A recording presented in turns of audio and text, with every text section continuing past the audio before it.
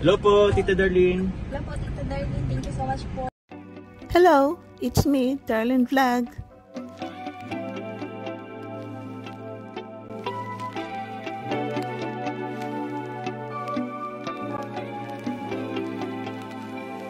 Hello mga katandims, kalingap, kumusta na kayo? Ito si Darlene Vlog, nagbabalik. Mag-reaction na naman tayo, pero bago muna yan, i-shoutout mo natin si Kuya Val, si Ate Ana Vlog, si Kalingap Vlog.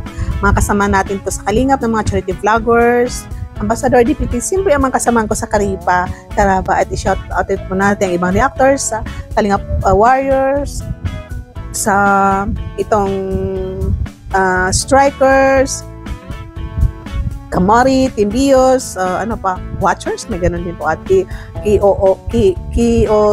KGOR, no, hindi ko ma-memorize, so sige, bahala na ka dyan, basta mga reactors. So dito tayo mga kalingap, no, re-reaction na natin si Dara. Si Dara, isa siya sa first batch 1 ng mga Kalingap Angels, isa sa viral ng vlog ni Kalingap Rab. Ito si Dara, ang chinita sa bukid. Alam po natin na napabahayan na si Dara, no? Pinakaunang napabahayan si Dara, din si Joy. Sino pa dyan? Ang sunod-sunod na napabahayan. So, dito, dumating ang time na ito si Dara ay tapos na mapabahayan, hindi na masyado nabablog every week kasi yun nga, no? Dati every week siya nabablog dahil dito nga parang yung maraming sponsor. Dumating ang time na ang sponsor niya is medyo nabawas-bawasan, din nagkaroon siya ng love team, din bumalik na naman sa trending yung mga viral na naman yung mga video niya, pero dumating ang time na parang ayaw na niya mag-love team. So, yun, nabalik naman sa normal ang pag-vlog kay Cara every once a month ba, every 2 months, depende po sa schedule ni Kalingap Rab. So, last year, nag-birthday si Dara ng 17 years old. Kung naalala po ninyo, ang kanyang motive is parang may black, na parang may blue, na parang may purple. No, kung naalala po natin na pumunta yung love team niya, parang siya ang last dance doon sa sa kanyang 17th birthday. Naku, mga Kalingap, ngayon magbo-birthday na siya, magdidibo na siya, 18 years old. Ayun, meron po akong beneficiary na magdedebut ngayong December 11. Kaya kinamusta ko siya kung anong plano. So ito po yung chat ko sa kanya. At yan naman po yung reply niya. So yun, medyo naawa lang ako sa kanya kasi di pa siya sure kahit gustong-gusto niya magdebut. Pero di niya alam kung matutuloy kasi wala pa naman nagpaplano. Kaya yun, medyo naawa ako sa kanya kasi nagagawa natin i-celebrate yung debut ng ibang beneficiaries natin. Pero siya ay wala pang kasiguraduhan. Kaya yun, sabi ko, huwag ka mag-alala. Tutuloy natin ito. Kung bahala. So yun, nakita ninyo, no, short clip lang na magdidibo si Dara. At ito si Dara, yun nga parang walang sponsor at ang kanyang dibo. Dati may narinig ako na sila ang mag-sponsor sa dibo ni Dara, pero parang umalis na sila. Alam niyo yung umalis. Narinig ko dati na susuportahan nila ang birthday ni Dara. So iwan ko ngayon kung magbibigay sila. Pero dito, dahil may knowledge si Kalingap Rab sa photograph, siya ang magpo-photograph sa photoshoot ni Dara. Dahil siyempre magbe-birthday siya sa December 11. So itong December 11 birthday ni Dara. So hindi natin alam kung saan ba ang venue. Siyempre alam na baka doon sa nila Rab Matubang to Rab and Jack kasi siyempre kung doon sila free na yon. So ang babayaran lang nila mga upuan ba or itong pagkain, no? Gown ni Dara, kung ano MC, kung ano pang expenses. Pero at least sa venue is makaka-free sila. Pero hindi natin alam kung saan ba ang venue. Abangan na lang po natin ang birthday ni Cara sa birthday ni Dara sa December 11. So, ang ganda ng dibo ni Dara kasi parang naisip ni Rab na kasi nature sa tubig. Tingnan niyo ang ganda ng pagkagawa, no? May may knowledge si Rab. Maganda rin ito si Rab kasi nagpa-practice siya dahil isa siyang vlogger, tapos isa siyang animator. So, siguro kailangan matuto ka rin sa pag-edit, no? Pag-edit ng picture, pag-edit ng video, ano ba dyan. So, ito kay Rab is parang isa din sa passion niya ang tika picture or photo. At yun nga, kung maalala po natin na isa rin siya na nag-picture doon sa Jomcar dati sa anniversary nila sa tabing dagat. At dito sa kay Dara is si Kalingap Rab na ang nag-volunteer na siya ang mag-picture kasi yun nga siguro walang sponsor at ang nag-makeup lang is pagkilala. Kung makita ninyo ang ganda ng pagtutulungan, nandyan si Jack, nandyan si Pau, si Grace na parang silang umahawak sa damit ni Dara, babanglo sa tubig. Tapos ang photographer, siyempre nandyan ang dalawang kambal, nandyan si Jimel. Ang si Jimel kasi ito si Jimel parang napansin ko rin na tinuturuan ni Kalingap Rab ng mag-take a video, mag-photographer, no? parang tinitrend ni Kalinga Prab. So maganda ito sa family vlog ito.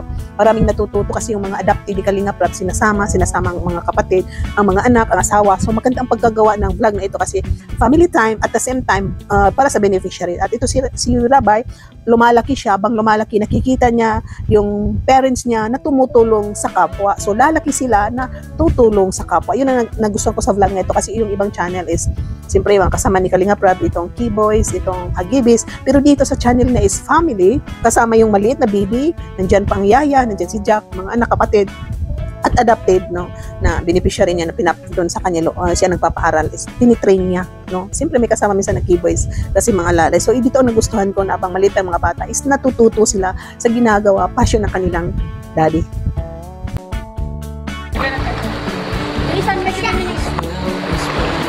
Galing. Kabog! Ano lang, tingnan mo sa camera. Yan, ganyan ba? Oh, yan. Project. Sige lang, be careful lang. Ano lang? Yan, sige lang. Yan. Parang nakabila ka sa mga vlog. Yan, ganda. Yan. Tignan niyo yung ano. Parang kaunti yan.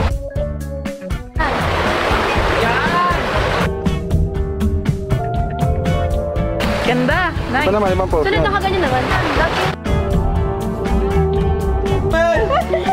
Muling ibalik. Tapos tayo, parang nakaganyan. Hoy! Uy, parang ang mata mo siren eyes. Tapos mo yung ano ni... Naagos. Kaylee Padilla.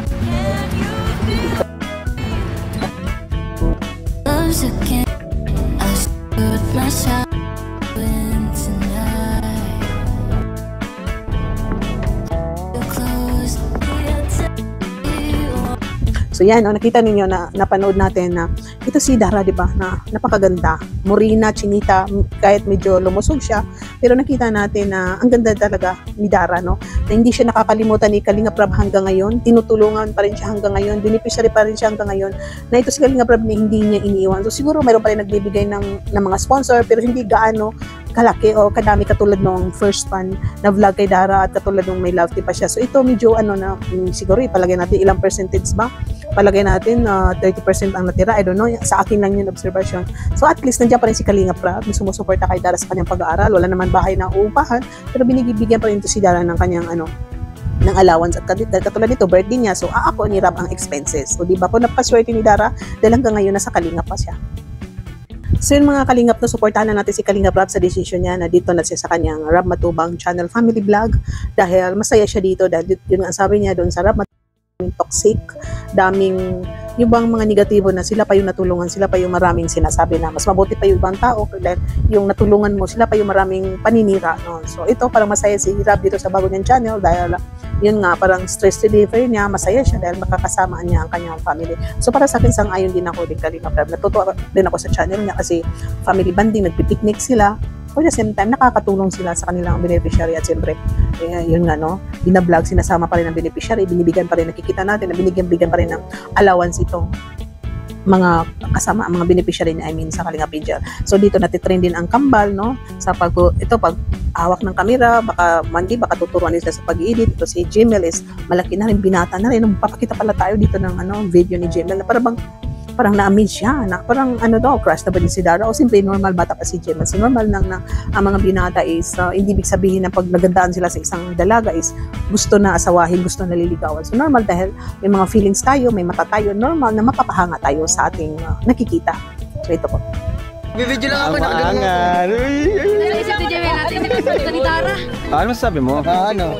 Walang mali siya. Okay, magaling siya mag-post guys, then happy birthday.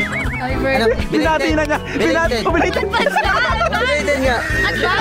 Advance! Advance, 11 pa. Ay, advance ka, belated. Nawawala ka naman kay Dara! Ay, sus! Sino bang crush mo sa Kalinga Angels? Yeah! So, hanggang lang dyan po ang ating reactions for today. Thank you sa lahat na nanood.